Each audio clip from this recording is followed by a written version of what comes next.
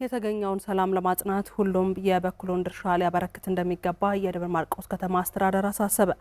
በከተማ አስተዳደሩ አብማ ክፍለ ከተማ መካሪ ዘካሪ ህብረተሰብ ለዘላቂ ሰላምና ልማት በሚል መሪ መልእክት ከተለያዩ የማህበረሰብ ክፍሎች ጋር ውይይት ተካሂዷል። ወንደሰን ዋለ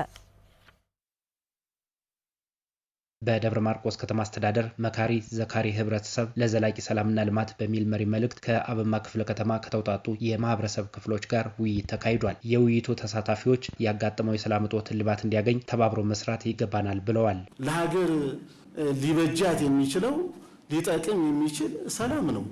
ችግር ካለ ማንኛውም ነገር በውይይት የማይፈታ ነገር አለ አለለም። ይህንን እኛ እንደ ሃይማኖት እናድርግ።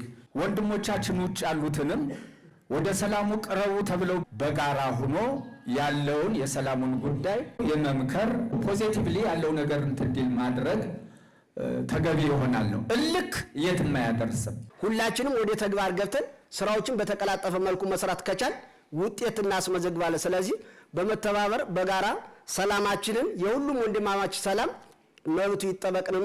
የአብማ ክፍለ ከተማ ስራ አስፈጻሚ አቶ ስለሺ ሙሉነህ በከተማው ያለውን የልማትና የመልካም አስተዳደር ችግሮችን ለመፍታት ሰላም አስፈላጊ መሆኑን ጠቅሰው ለዚህም በጋራ መስራት እንደሚገባ አሳስበዋል። እስካሁን የመጣንበት ችግር በከፍተኛ ሁኔታ ጎድቶናል። የኑሮ ውድነቱን አባብሶታል። ስለዚህ እንደ ክፍለ ከተማ ያቀርናቸው የልማትና የመልካም አስተዳደር ስራዎችን ለመከወን ሰላማችን ላይ አጠንክረን መስራት መቻል አለብን።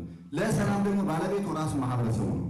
በብልጽግና ፓርቲ የደብረ ማርቆስ ከተማ አስተዳደር ቅርንጫፍ ጽህፈት ቤት ኃላፊ አቶ መልካሙ ሽባባው እየተሰራ ባለው ቅንጅታዊ ስራ የከተማው ሰላም ከጊዜ ወደ ጊዜ መሻሻል ማሳየቱን ገልጸዋል። ወደ ተሟላ ልማት ለመመለስና የሚስተዋሉ ህገ ወጥ አሰራሮችን ለማረም ለሰላም ጽኑ አቋም መውሰድ ያስፈልጋል ብለዋል።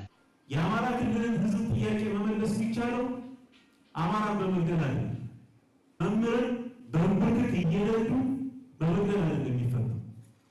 በዚህ ደረጃ ወስደን ካየነው ጦርነቱ ብዙ ቀውሶችን ብዙ ጦሶችን አምጥቷል የሚለው መወሰን መቻል አለበት።